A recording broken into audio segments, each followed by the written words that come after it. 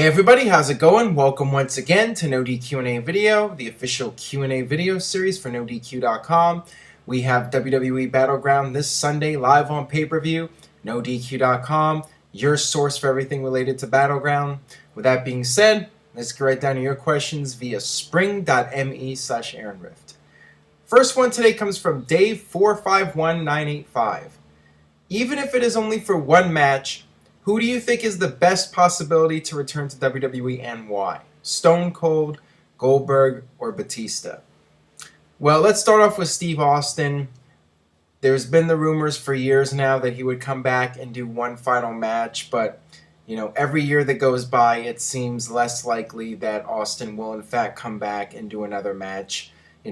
Stone Cold versus CM Punk is a match that's been talked about for the past couple years. But, if it doesn't happen at this year's WrestleMania, I don't think it's going to happen, period. So Austin, I'm leaning towards no, but maybe 25% chance. There's always that small possibility that he might agree to do a match if the right offer comes along. As far as Goldberg goes, never say never. Bruno Sammartino was inducted into the Hall of Fame. Nobody thought that would happen. So Goldberg coming back for WrestleMania, doing a match with Brock Lesnar or Undertaker or even Ryback. I think it's slim. The chances are slim of Goldberg coming back, but anything could happen. Of the three, I actually think it's most likely that Batista will come back at some point.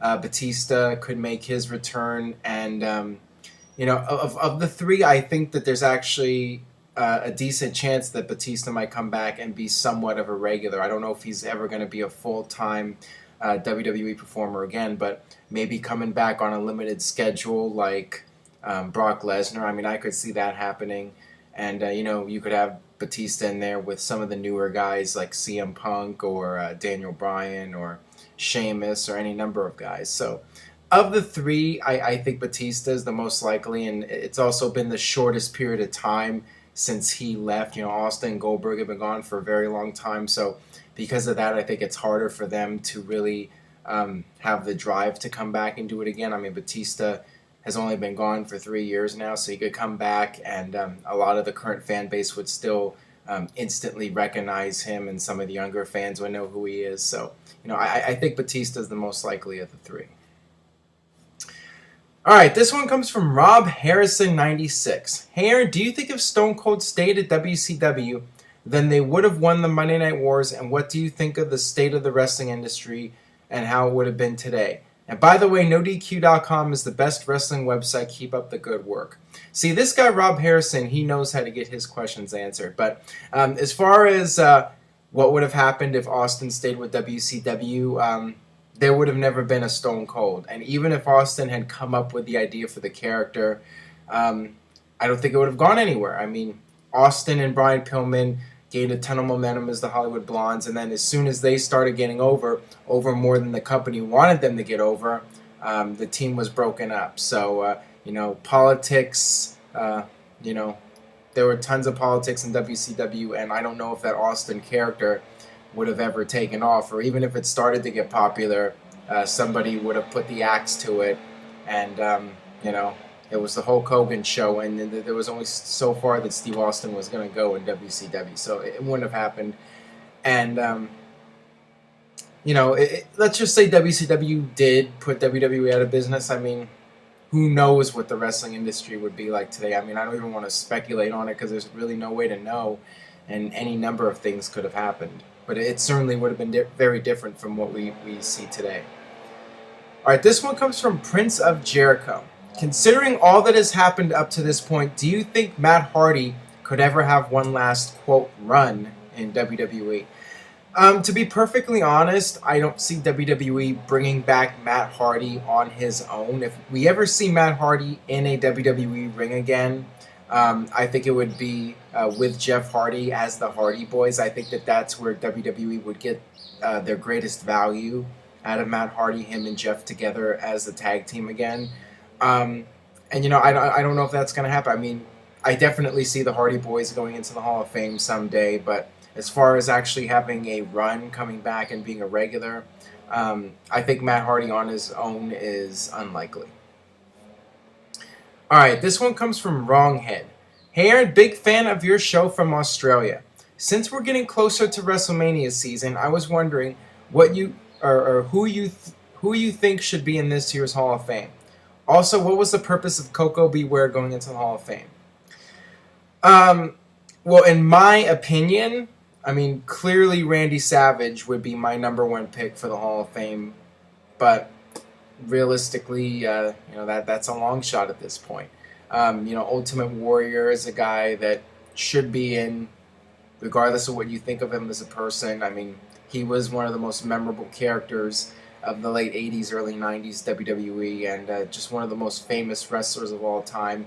A lot of people know the Ultimate Warrior that don't really follow wrestling. Warrior, and, there's been the talk about DX. I mean, that's cool with me. DX going into the Hall of Fame, I'm all for that. And why Coco Beware was in it. Oh, and if they're healthy, if they stay healthy, Jake Roberts and Scott Hall in the Hall of Fame next year, definitely. But as far as why Coco Beware went in, I really don't have a good answer for you. I guess somebody in WWE thought that he was an interesting character from the 80s, and he stood out from other characters, and because of the novelty of the bird, that he was worth going in. But I mean, I definitely thought that they should have passed on him in the Hall of Fame, and you only want to put your top tier superstars in the Hall of Fame. And I have this bad feeling that 15 years from now we're gonna see Santino Morel in the Hall of Fame, and it's just gonna be a head shaking moment when he goes in, because I don't really feel he should be in, but I know WWE loves the character, and like Coco Beware, he's a popular mid-card act, and maybe they're going to feel that justifies him being in, but I don't think it should happen. All right, this one comes from the Potato Lord. What did you think of Big E Langston on Raw?